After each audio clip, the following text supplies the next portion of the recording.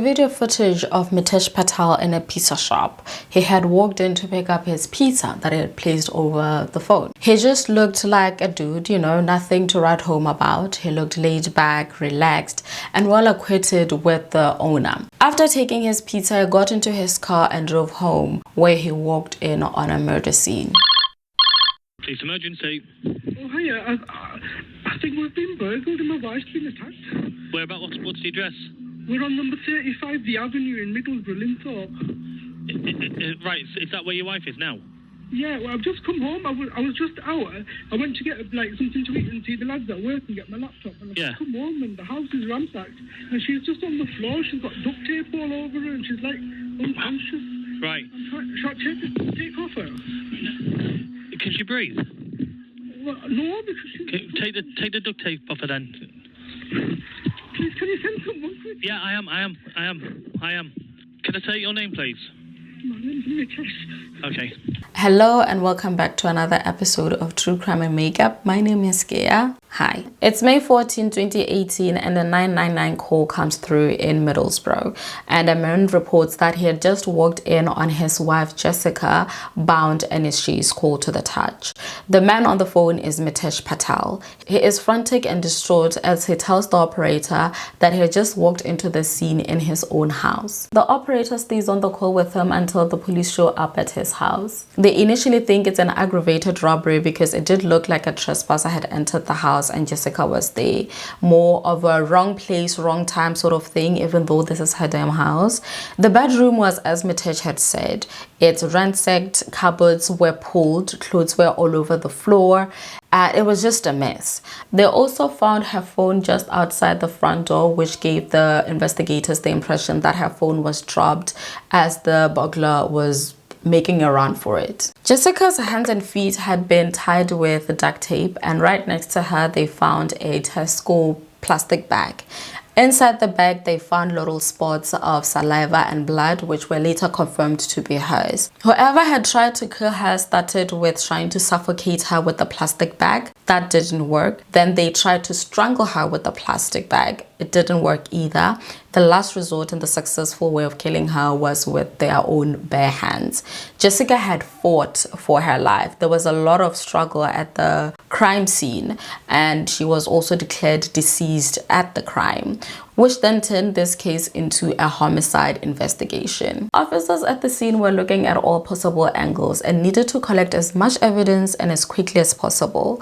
They talked to the neighbors and the people in the area to see if they had seen anything at all that could be suspicious, someone, any activity, but nothing came up. They learned that the Patels had a CCTV, but unfortunately it had stopped working that day.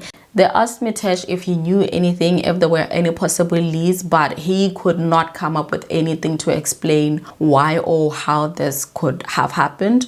They were not in debt. Their pharmacy business was thriving. Jessica didn't have any enemies. She was not involved with shady people who could do this to her. She was all about her family and her business, and that's it. They asked him to go over his day, one, to rule him out as a possible suspect, and two, to go interview some people to, have a clear idea of what that day actually looked like. The first stop was the pizza shop, and they talked to the shop owner, got the CCTV, but there was nothing that they could possibly use in this investigation. And then two, they went to the pharmacy that Mitesh and Jessica owned and worked at. And one of the co-workers straight up told the investigators, they said, look, whatever it is that happened, look no further, Mitesh did it. So investigators like, what do you mean? What do you mean? Is that so? So tell us more. He did. So Mitesh and Jessica grew up in West Yorkshire, England, in a large Hindu community. Hindu communities are invariably very religious, and they tend to marry someone that they know or someone within the very tight-knit community, which I guess explains the arranged marriages. Their families knew each other and they hanged out from time to time within the community, but Mitesh and Jessica went their separate ways in their teenage years. They were later reunited reunite at the University of Leicester, where they both studied pharmacy. This was a pleasant surprise, especially for Jessica, because she has always had feelings for Mitesh. She found him attractive and charming and caring, and of course she fell for him. They got into a relationship, but they kept everything very private, especially from their families, because they were quite traditional and preferred the traditional way of courting and marriage. They were a lot more traditional than my family and their views. Mitesh himself was very traditional for someone, I guess, of our generation. Jessica's sister will later look back at this time and remember just how Jessica's bed was filled with teddy bears. The tiniest to the biggest teddy bear, because Mitesh loved gifting her teddy bears. And she remembers how they would be on the phone after talking for hours and hours. And Jessica will say, okay, bye now. We'll talk tomorrow. You hang up now. Mitesh will say, no, you hang up now. They say, no, you hang up now. Like that whole thing, very adorable. That was like the essence of their relationship during that time. In 2006, Mitesh and Jessica went on to pursue their master's degrees in Manchester. And it was while she was still there that Jessica's mother was diagnosed with cancer. Mitesh was there to provide her a shoulder to cry on and being the supportive boyfriend when she needed him the most. And that in itself made her fall even more in love with him. This relationship went on in secret for about 2 more years until Mitesh decided that it was time for him to man up, and he went to Jessica's father to ask for her hand in marriage. But Jessica's father refused. We don't know why he refused. Given what then happens, maybe he smelled all of the funk beneath the facade. We don't know. But there can be no wedding without her parents' approval, and her father's approval meant everything to her. She was willing to just wait it out so that her father could finally see Mitesh for what she saw in him, the charming and caring man that she had come to care for and love. So this was a setback in their marriage plans, but Jessica held on to this relationship because she was convinced that Mitesh was the man for her and she was not giving up on him. Well, it worked because ultimately and very reluctantly, Jessica's father gave his blessing, and in July of 2009, Mitesh and Jessica got married. It was said to be this very beautiful wedding. It was carried out at her father's house. She was a stunning bride, and her sisters were very involved in the wedding planning, helping her pick out her jewelry, picking up her dress, the makeup, everything. Very exciting. It was by all accounts the perfect wedding. The honeymoon phase, on the other hand, was very short-lived. Mitesh changed, and he was no longer the gift-giving, attentive boyfriend that she had fallen so madly in love with. So as all things do, it started small. But Mitesh proved that he was not the man that he had presented himself to be. He was very controlling and all of a sudden wanted to assert his power as the leader of the home, which is just a nonsense way of, abuse and control on family members. But the biggest one was in 2010, just a couple of months after the wedding. Jessica's grandfather got sick and his condition was getting worse by the day. Mitesh refused when Jessica wanted to go and spend time with her grandfather on his dying bed. Even after his passing, Mitesh refused when she wanted to go and pay her last respect and grieve with her family. And this is unforgivable, especially coming from him, knowing that family means the world to Jessica. She is very, very close with her family. So choosing this time to show that he is the man of the house and whatever he says goes is just despicable. He hates her. I don't know, there is no ifs or buts about it. This man just hates her, but this will prove to be just the beginning. As it would turn out, one of Mitesh's favorite things in the whole entire world was his phone. He was always glued to his phone, whether he is eating, watching a movie, heck, mention it, and he is doing it while on his phone. And Jessica would soon realize that is because he was constantly on Grindr. Yeah, the gay dating app. What is a married man, married to a woman by the way, what is a married man doing on a gay dating app? Mitesh used Grindr to set up meetings, and we know what kind of meetings with men. They were of the venereal nature, if I have to spell things out for you. So these hookups were on a regular, like clockwork. He was booked and busy grinding it up. So when Jessica found out about this, she was devastated, understandably so. And this was like within the first year of her marriage. This is supposed to be like the honeymoon phase where you don't shut up about your other half. It's supposed to be my man, my man, my man, my husband this, my husband that, but she is instead dealing with the fact that her husband is cheating on her, and he might as well be very bisexual, if not gay. I can't even begin to imagine how that conversation went, but after Jessica found out, he didn't even bother to try and hide it from her anymore. He had the audacity to bring his lovers into their home, into their marital home. The disrespect must be on sale, because what the hell? Like, he had no regards for her or her feelings at all, but Jessica just held on to this marriage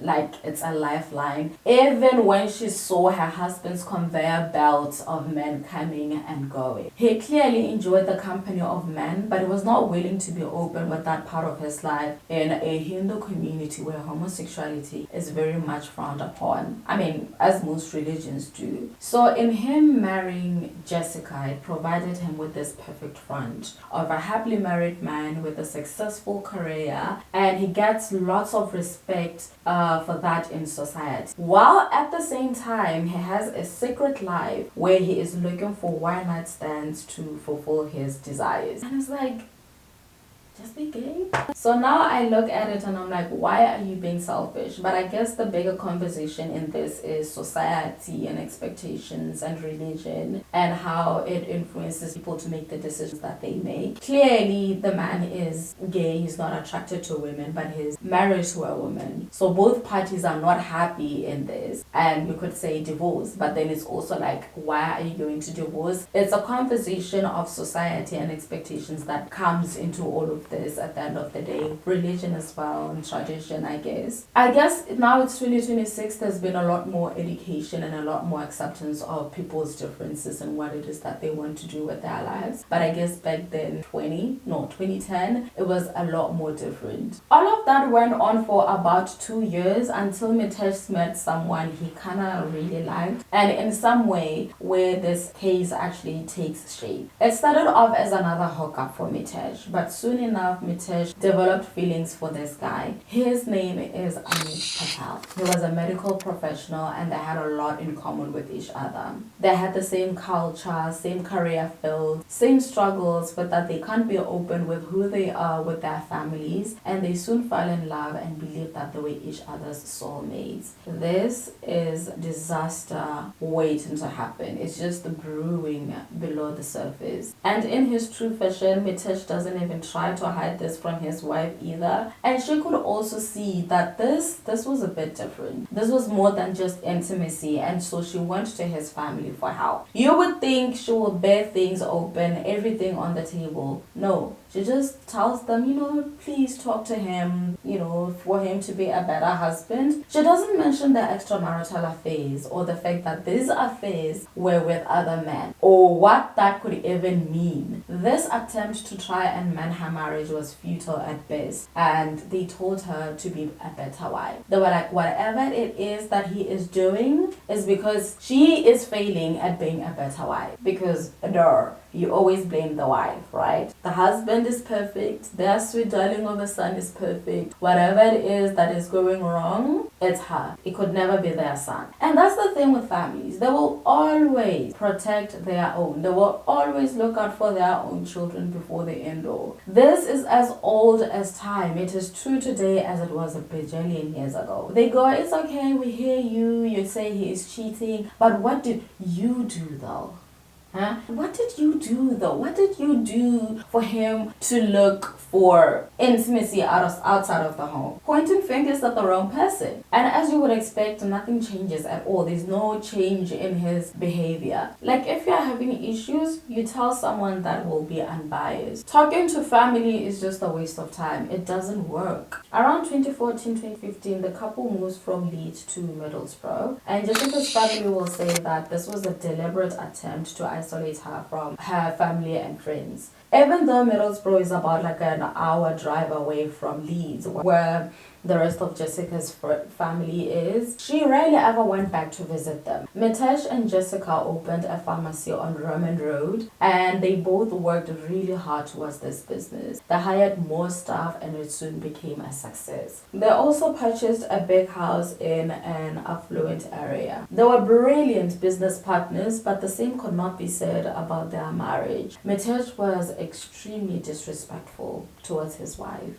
Even in front of staff and customers, he would speak down on her, constantly being negative and just berating her and just being downright rude. Jessica never said anything back. She never talked back. She always kept quiet with her head down, and it had staff wondering actually how far it gets behind closed doors. Soon they got to see, because she would turn up to work with bruises all over her and she would say that she fell. The abuse got increasingly worse over the years, and he would throw things at her in a fit of rage right in front of the staff. One time, a colleague recalls Jessica showing up to work, and when she went on to sit down, she winced, and when he asked her what's wrong, she said that Mitesh had hit her with a remote the night prior. So other than this colleague, she never told anyone about the abuse. Jessica was fighting a battle all by herself that other people would have happily stepped in to help, only if they knew. They did notice, however, that she had retreated into herself over the years, and she was a lot more reticent and reclusive, a shadow of her more lively,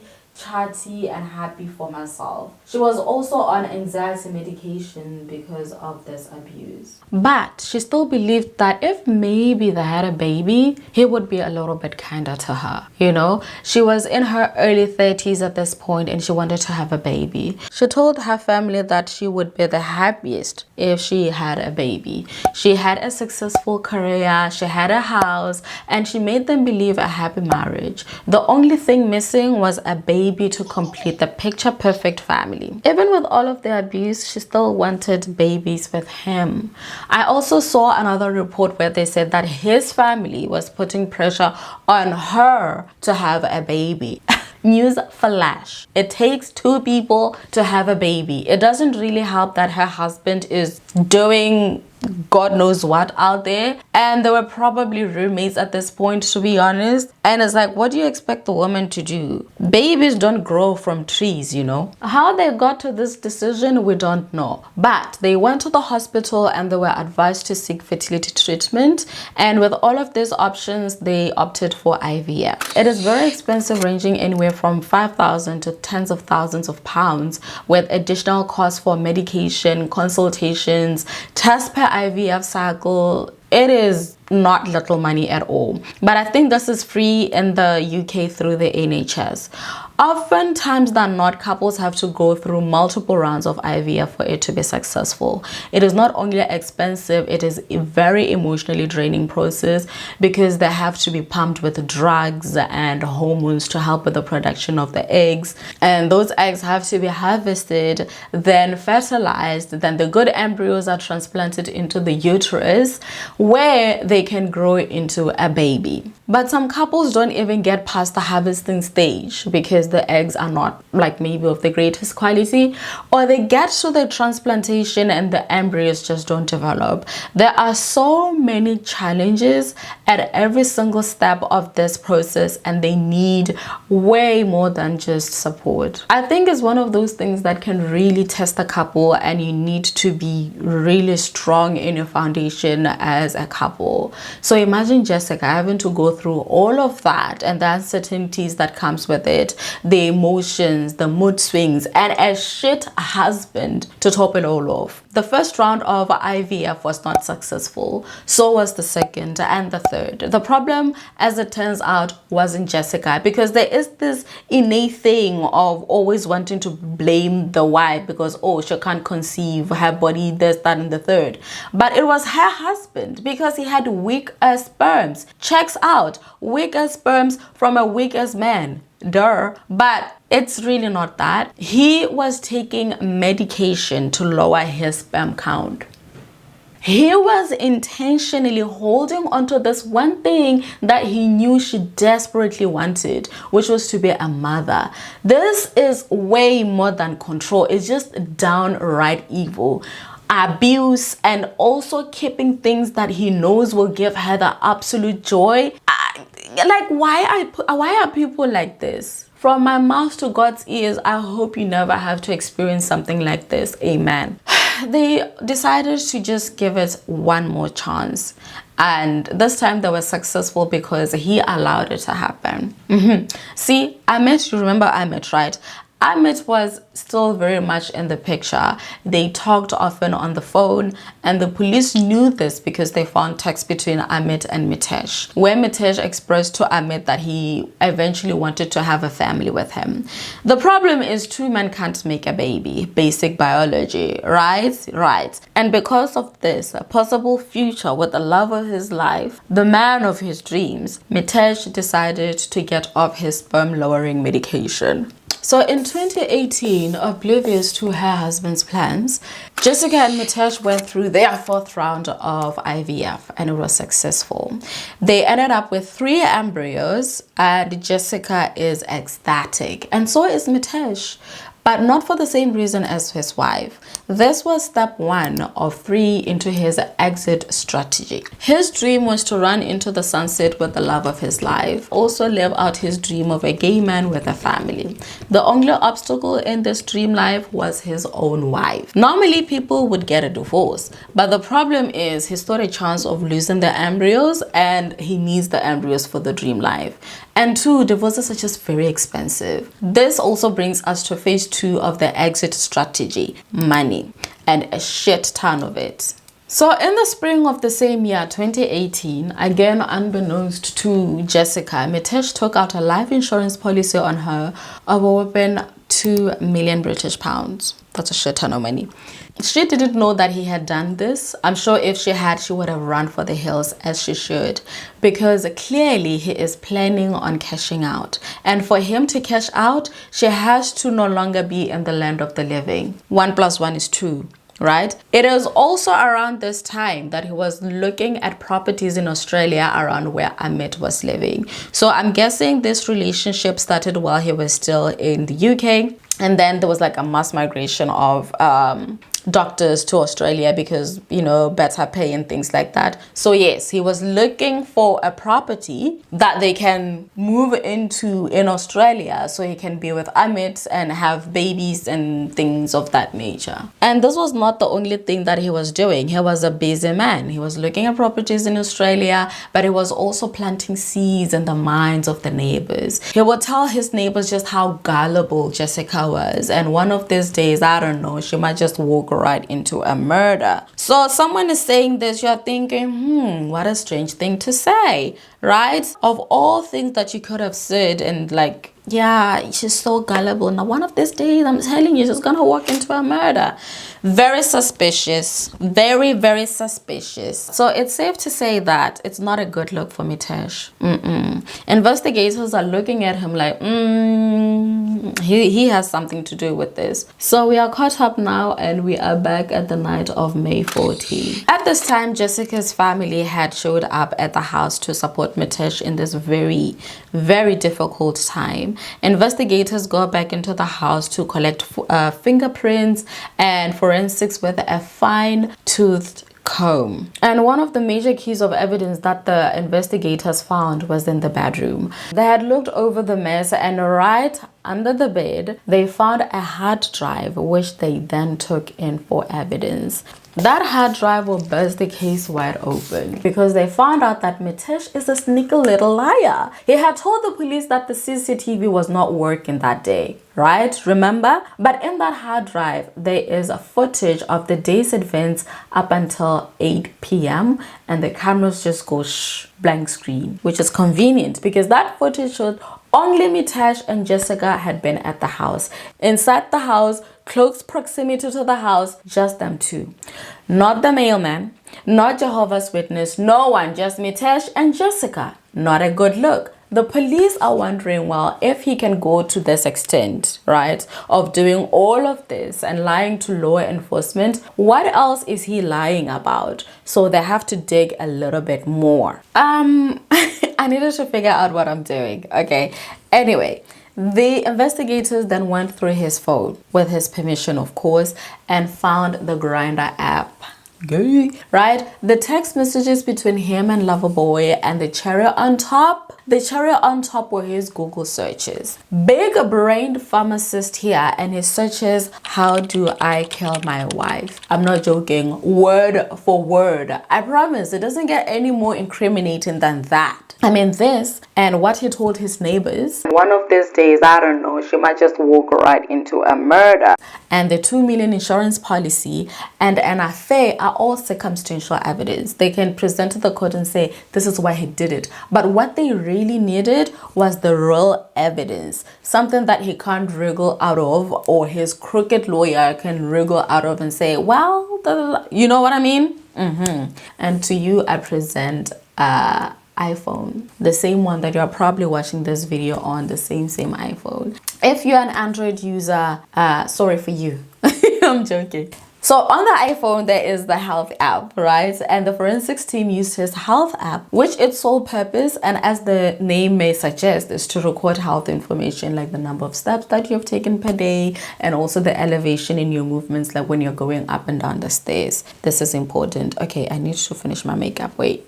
So based off the information that they got from this app, this is what the investigators deduced. Mitesh took Jessica's phone and placed it outside the house. Remember, they just found it like outside the front door. So that is why initially they thought that a burglar had dropped it while he was fleeing the scene. But no, it's Mitesh. Jessica's phone showed that 14 steps were taken after she was dead.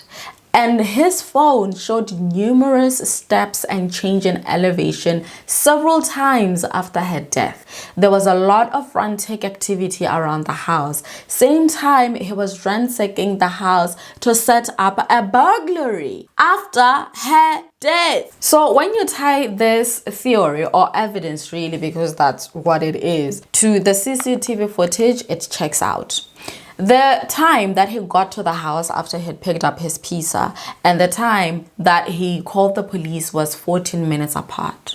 So when he called them and he was huffing and puffing on the phone, it's because he's been busy running up and down the freaking stairs, setting up the scene for this burglar that was never there. Because the thing is, any sane person who walks in on their dead wife calls the police immediately, not 14 minutes after you have walked into the crime scene. What were you doing, Mitesh?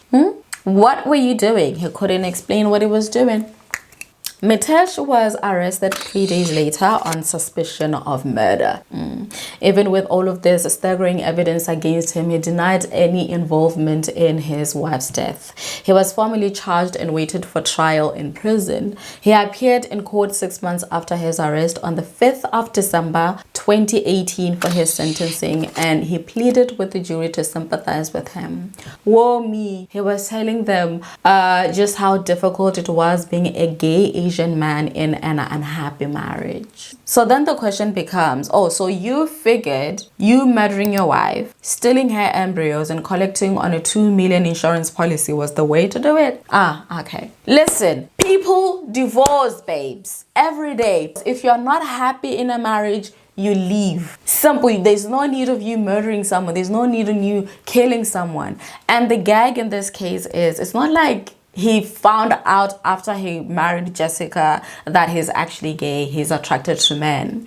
He been new. So some people were actually shocked that he was getting married, no less to a woman, because while he was still in Manchester, his university days, living his fabulous life, he was living his fabulous life with the boys, and he wasn't even hiding it. He was down at the gay clubs, hanging around with boys. Like, it was an open secret, really, that yeah, Mitesh is gay. All I'm trying to say is, it's not one of those cases where he finds out after marriage that he's gay. He got married knowing he is gay. So the judge and the jury rejected his sympathy, like rightfully so. It's actually very insulting. Like, what do you mean? This man had been planning her murder for months. and he was found guilty of murder. Right? He was sentenced to life in prison with a minimum term of 30 years.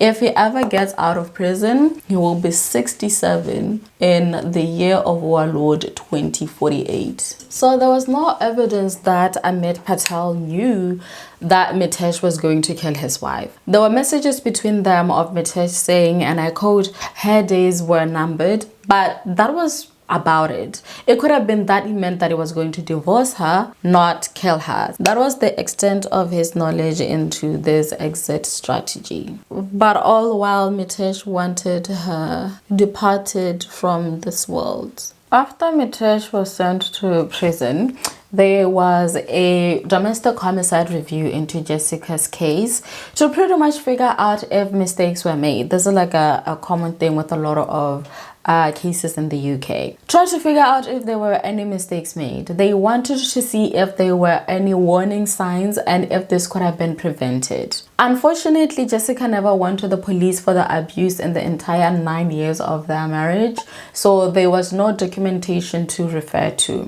Even though her death could not have been predicted, there are lessons to be learned from this case. The inquiry determined that doctors should ask women who are seeking help with anxiety if they are being abused. Because at some point, Jessica was on anxiety medication as she had constant panic attacks. Like, I can't even begin to imagine. Like, poor Jess, man. Like, maybe if someone had asked her, she would have spoken out and she would have been given the help that she clearly needed. But it's not only up to doctors, even people that know of this should report domestic abuse. Jessica's family was supportive of this review and they made a statement with the hopes that it will help other victims, those closest to them and the wider public, to recognize the various forms and signs of abuse. And they remove any barriers, be it cultural or otherwise, to seeking help and getting the support that they need. They went on to say, and I quote, "As a family, this review was an extremely painful process, but we recognize the importance of highlighting Jessica's story